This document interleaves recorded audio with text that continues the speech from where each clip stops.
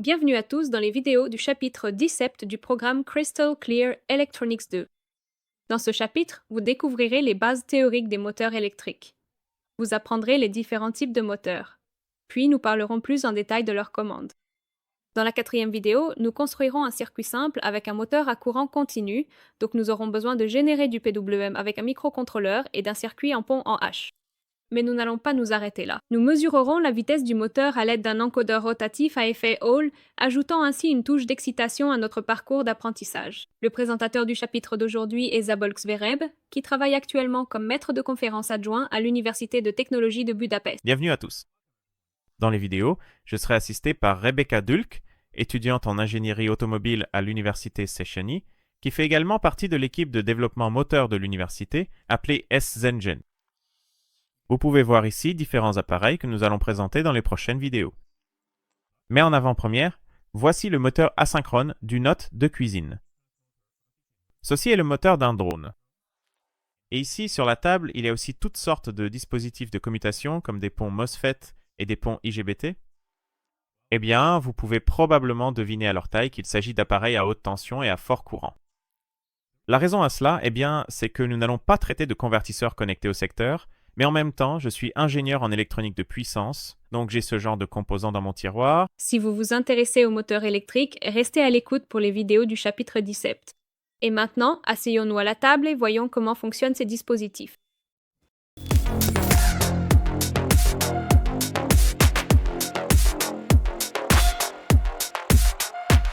Au début du XXIe siècle, les moteurs électriques faisaient déjà partie de notre vie quotidienne. Nous les utilisons lorsque nous mettons en marche la machine à laver ou que nous allumons la hotte aspirante. D'autres exemples sont lorsque nous sortons dans le jardin pour tondre la pelouse ou tailler la haie, ou encore lorsque nous voulons faire un peu de bricolage. Presque tous les appareils électroménagers, téléphones et ordinateurs possèdent des moteurs électriques, et de nos jours, le travail de bureau serait impensable sans eux. Ils jouent également un rôle de plus en plus important dans les transports publics et individuels. Par exemple, les moteurs de direction assistée, les lève-vitres électriques, les essuie-glaces, les sièges motorisés, le réglage des rétroviseurs, pour n'en citer que quelques-uns. Mais n'oublions pas les trottinettes électriques ou les vélos électriques. De nos jours, ils sont devenus des outils indispensables dans presque tous les processus de fabrication. De plus, les machines électriques sont l'une des raisons pour lesquelles l'eau propre coule du robinet, et elles jouent également un rôle indispensable dans la production d'énergie. Avec ces quelques exemples, je voulais illustrer que dans nos vies, si nous voulons trouver des domaines exemples de ces dispositifs, il faut chercher à la loupe. Dans ce chapitre du programme, nous allons d'abord découvrir la physique de base des moteurs électriques, pourquoi ils sont populaires, ainsi que les différents types existants.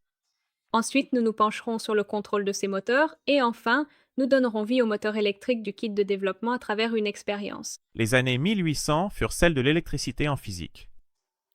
Entre autres, les mathématiciens et physiciens du monde entier travaillaient à comprendre le phénomène de l'électricité, les forces et les interactions en jeu.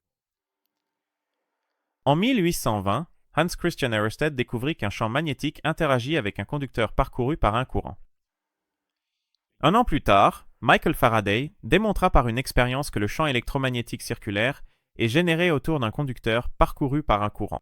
Le premier véritable moteur a été créé par Ányos Jedlik en 1827, donnant naissance à l'ancêtre du moteur à courant continu. Bien que son moteur, ou comme il l'appelait, le rotor magnétique autorotatif, n'ait été qu'un exemple expérimental, il était identique dans sa construction aux machines à courant continu utilisées aujourd'hui. Il comprenait une bobine fixe et une bobine rotative, ainsi qu'un collecteur dont nous parlerons plus en détail dans un instant. Le moteur sur la photo est exposé au Musée hongrois des arts appliqués. Une étape importante dans l'essor de la machine électrique fut le dépôt du brevet du principe de la dynamo par Ernst Werner von Siemens en 1867.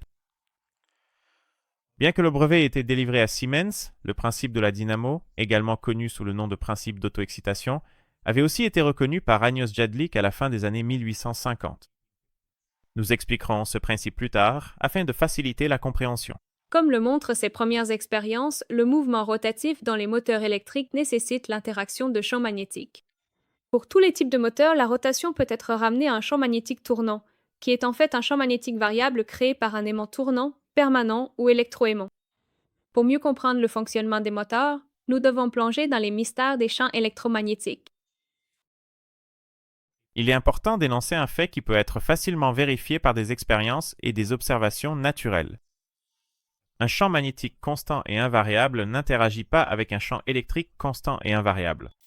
Cependant, il exerce une force sur les charges en mouvement, appelée force de Lorentz, dont l'intensité peut être calculée en multipliant la valeur de la charge par la valeur de la composante du vecteur vitesse de la charge qui est perpendiculaire au champ magnétique, et par la valeur du vecteur d'induction magnétique. Le vecteur de la force d'éveil est perpendiculaire à la fois à l'induction magnétique et à la direction de la composante perpendiculaire de la vitesse Vm. Ceci est facilement illustré par la règle de la main droite vue en cours de physique. En pointant l'index dans la direction du vecteur vitesse de la charge en mouvement et le majeur dans la direction du vecteur d'induction magnétique, le pouce indique la direction de la force de Lorentz. Réalisons l'expérience théorique suivante. Dans un champ magnétique constant, placez une paire de tiges conductrices parallèles l'une à l'autre et déplacez une troisième tige conductrice au-dessus d'elle. La force de Lorentz agissant sur les charges positives est indiquée sur la figure. Bien sûr, les charges négatives subissent également une force de Lorentz de même intensité, mais dans la direction opposée. Au cours de l'expérience, la force de Lorentz provoque la migration des charges positives vers le conducteur 1 et des charges négatives vers le conducteur 2, créant ainsi une différence de potentiel entre les deux conducteurs. Il est important de noter que les noyaux positifs dans les métaux ne peuvent pas se déplacer. Seuls les électrons chargés négativement peuvent se déplacer dans la bande de conduction. C'est exact. Cependant, la séparation des charges aura tout de même lieu. Le conducteur 1 sera plus positif et le conducteur 2 sera plus négatif.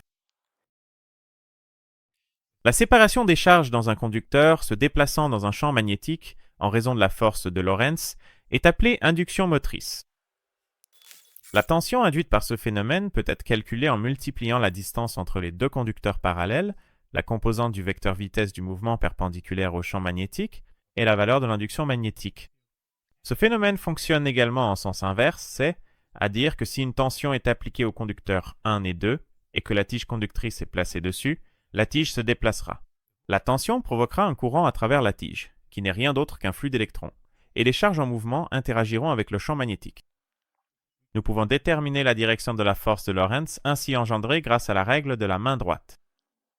À présent, la direction du mouvement de la charge est la même que celle du courant, et le vecteur d'induction magnétique pointe vers le haut, donc la force déplacera la tige vers la gauche de la figure, ce qui fait que le vecteur vitesse de la tige sera orienté dans cette direction. Il existe deux autres types d'induction électromagnétique, l'induction de repos et l'auto-induction. Dans l'induction de repos, la direction du champ magnétique ainsi que la position du conducteur restent inchangées. Dans ce cas, une variation de l'intensité du champ magnétique induit une tension entre les deux extrémités d'un conducteur formant une boucle circulaire. La polarité de la tension induite est déterminée par la règle de la main gauche. Si le pouce de votre main gauche pointe dans la direction du vecteur d'induction magnétique, l'extrémité du fil vers laquelle vos doigts repliés pointent sera la plus positive. L'amplitude de la tension induite peut être calculée en multipliant la variation de la valeur de l'induction magnétique par la projection perpendiculaire du conducteur en boucle dans un plan perpendiculaire au champ magnétique. Ensuite, le résultat est divisé par le temps écoulé pendant la variation. Les transformateurs fonctionnent selon le principe de l'induction de repos. Un coup de foudre peut en être un exemple très extrême. Le puissant courant de la foudre varie dans le temps, créant un champ magnétique tourbillonnant autour de lui et induisant une tension dans les boucles conductrices à proximité. Cela peut même détruire des équipements électriques. L'auto-induction est pratiquement identique à l'induction de repos d'un point de vue physique. Nous les distinguons parce que, dans le cas de l'auto-induction, le champ magnétique changeant n'est pas le résultat d'un processus externe. Un exemple typique d'auto-induction est une boucle conductrice parcourue par un courant dans laquelle on souhaite soudainement interrompre le courant. Le courant initialement présent a créé un champ magnétique autour de la boucle conductrice.